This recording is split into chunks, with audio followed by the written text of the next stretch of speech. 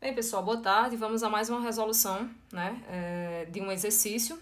Aqui a gente tem uma resolução de exercício sobre reações dos apoios, tá? Então, o problema consiste no seguinte.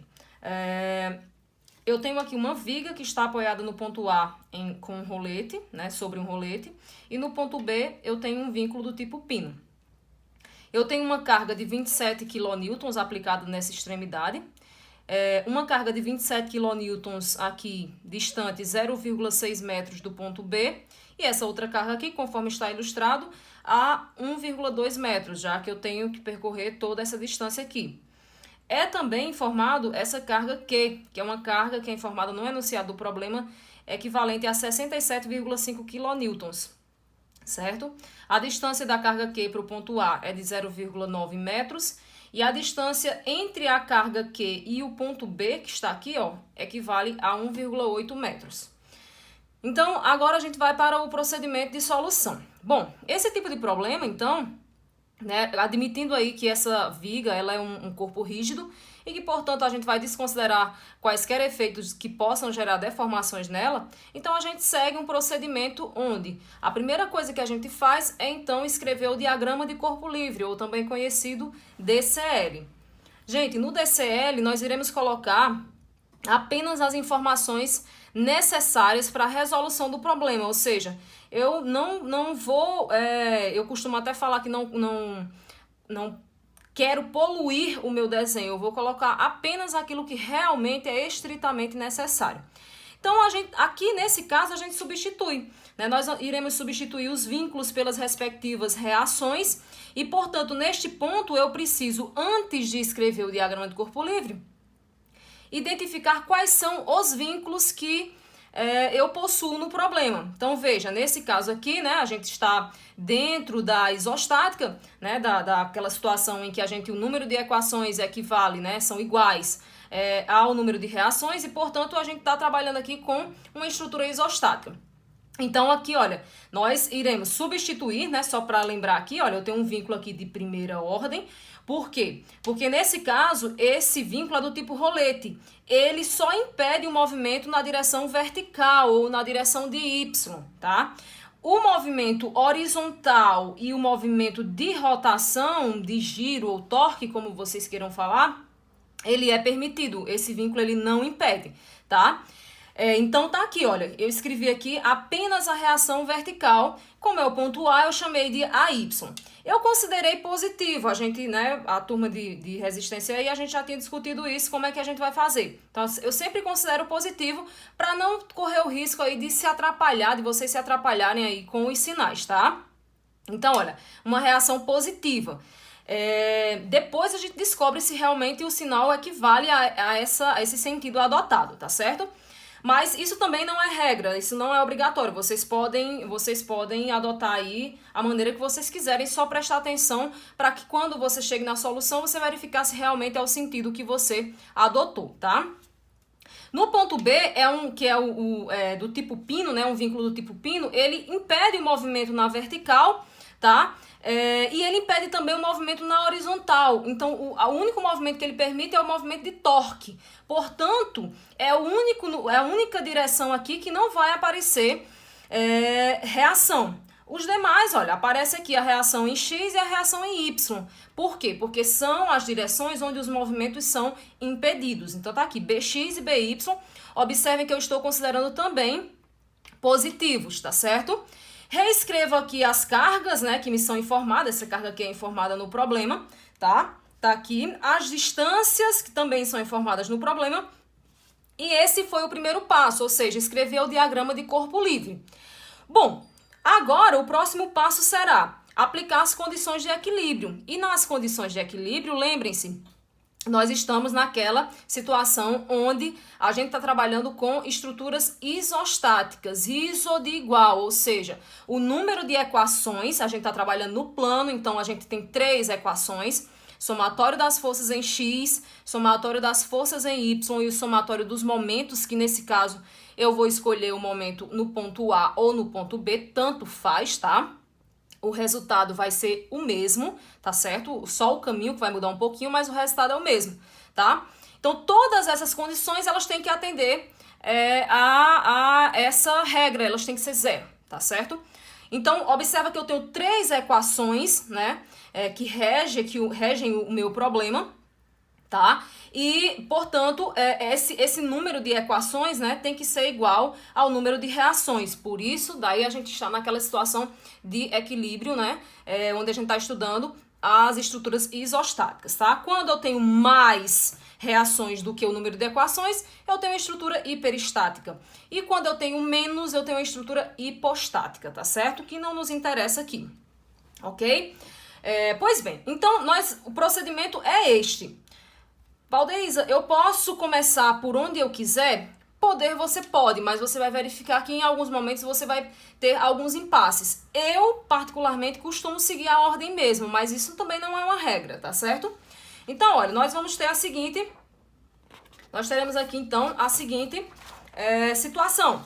Vou começar pelo somatório das forças em X, tá? Então, aqui no somatório das forças em X, a única reação que a gente tem aqui, eu vou voltar aqui na viga aqui pra vocês, olha, a única reação que a gente tem em X, tá? A única reação que a gente tem em X é BX. Se a soma de todas as forças em X tem que ser zero, e a única reação, não só reação, mas força também, que eu possuo em X é apenas BX, só isso quer me dizer somente uma coisa, que na verdade a força BX ela é zero, tá certo? Ou seja, essa reação ela não anula ninguém, tá? Ou seja, ela é zero.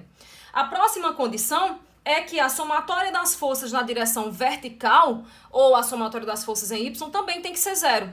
Então, nós voltamos aqui, olha, e verificamos quem é que a gente tem na direção vertical. Olha, eu tenho a força AY, né, de incógnitas AY e BY, ambas positivas. Eu tenho essa força de 67,5 negativa, essas duas forças de 27 também negativas. Então, aqui, olha, eu vou substituir, né? Vou colocar essas forças lá, respeitando aí os seus sinais. Isso é importantíssimo, eu tenho que ter muito cuidado com essa questão dos sinais, tá? Então, tá aqui, ó, AY, né, menos 67,5, mais BY, menos 27 kN, menos 27 kN igual a zero. Então, olha, observa que aqui eu vou chegar nesse ponto onde eu não consigo mais sair. Eu costumo dizer, a gente não consegue mais sair do lugar, porque eu vou ter que ir para a única opção que eu tenho, que é utilizar a última equação. Então, olha, aqui eu cheguei que a soma de AY mais BY é 101,5, tá? 121,5 kN. Então, a única coisa que eu sei é que a soma deles dois equivale a isso. Agora, eu não posso dizer que é metade, eu não posso dizer que é um terço de, né, uma da outra. Ainda não consigo afirmar isso, tá? Então, eu vou guardar esta equação e vou para a próxima equação. Só me resta agora usar a somatória dos momentos. Eu optei por usar o somatório dos momentos no ponto B, tá? Mas vocês podem optar por usar também no ponto A. Inclusive, na resolução lá nos slides, na resolução do exercício, eu coloquei as duas opções, tanto em A quanto em B, tá certo? Eu optei por B, tá? E aqui é interessante a gente notar o seguinte também. Assim como as forças, né? A gente adotou aqui um sentido, né, positivo e negativo, os momentos também, tá certo? Então, a gente vai adotar que o torque positivo, ele se dá no sentido anti-horário, e o torque negativo, torque ou momento, tá? Ele se dá no sentido horário, tá? Eu adoto esse procedimento pela regra da mão direita. Então, o somatório dos momentos no ponto B tem que ser zero. Para que isso aconteça, observa o seguinte, olha, aqui em A, tá? Aqui em A, essa força, eu estou dizendo que ela é positiva, tá? Eu não sei se de fato ela é positiva, mas eu estou assumindo que ela seja positiva. Então, essa força, ela tende a rotacionar essa viga no sentido horário, e horário é negativo. Então, olha, eu escrevo aqui menos, esse menos não é o sinal da força, é o sinal do momento. A força vezes a distância dela até o ponto onde estou calculando o momento, que neste caso equivale a 0,9 mais 1,8, que me dá 2,7 metros. Mas, né, agora eu vou para essa outra força de 67. Observa que a força de 67, o ponto B está à direita dela, tá? Essa força de 67, ela tende a rotacionar a viga no sentido anti-horário, contrário ao ponteiro do relógio. Então tá aqui, ó, mais, esse sinal de mais se dá por isso. A força vezes a distância. A força de 27, as duas forças, elas estão à direita do ponto B, ou seja, B está à esquerda das forças. E aí, olha, observa o seguinte, ó, essas forças, o ponto B está aqui e as forças estão para cá. Então, essas forças, elas tendem a rotacionar a viga no sentido horário, e horário pra gente é negativo. Então, tá aqui, ó, essa força de 27 vezes a distância de 0,6, só que ela gera um torque negativo, então, olha, menos 27 vezes 0,6, e essa outra força de 27 vezes a distância aqui, que no caso será 1,2, a distância da força ao ponto, tá? Também negativo, porque tende a rotacionar no sentido horário. Então, olha, quando eu executo isso, tudo isso tem que ser igual a zero. Ficou um pouquinho apertado ali, tá? Então, tá aqui, ó, menos AY vezes 2,7 mais. Aí, vamos executar esses produtos aqui, olha. Esse produto aqui vai me dar 121,5 kN vezes metro.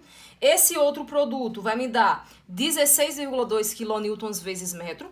E esse outro produto vai me dar 32,4 kN vezes metro. Tudo isso igual a zero. Então, olha, observa que aqui eu vou somar os semelhantes, olha. Eu vou somar esse termo com este termo com este termo, porque eles possuem as mesmas unidades. E aí eu vou ter que menos AY vezes 2,7 mais 72,9 kN vezes metro é igual a zero. Passei já isso para o lado de lá, para o segundo membro da equação, e ele já vai negativo, tá? Então, olha, quando eu isolo a y, isso aqui passa negativo, eu vou ficar com essa divisão, tá? E observem aqui, ó, que eu vou realmente, isso vai dar unidade de força, e tem que dar, tá? Porque eu corto metro com metro aqui, ó. Esse 2,7 aqui é a unidade de distância, ele passa para lá dividindo, o sinal vai menos, ó. Menos dividido por menos é mais. E, portanto, a reação AY é, de fato, uma reação positiva de 27 kN.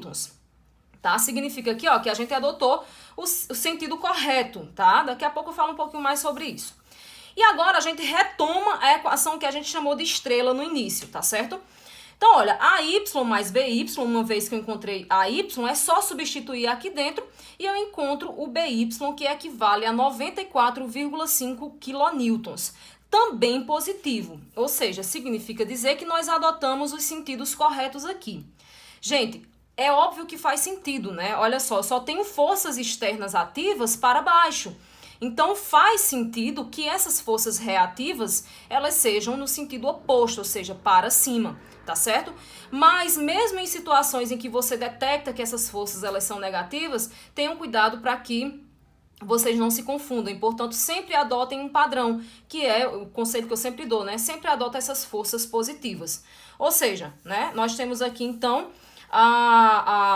as forças AY, BY e BX, né, encontradas, ou seja, as reações, ok? Então, essa foi a resoluçãozinha aí do exercício, né, para que vocês possam aí ter, espero que vocês possam ter esclarecido algumas dúvidas, tá certo? Obrigada!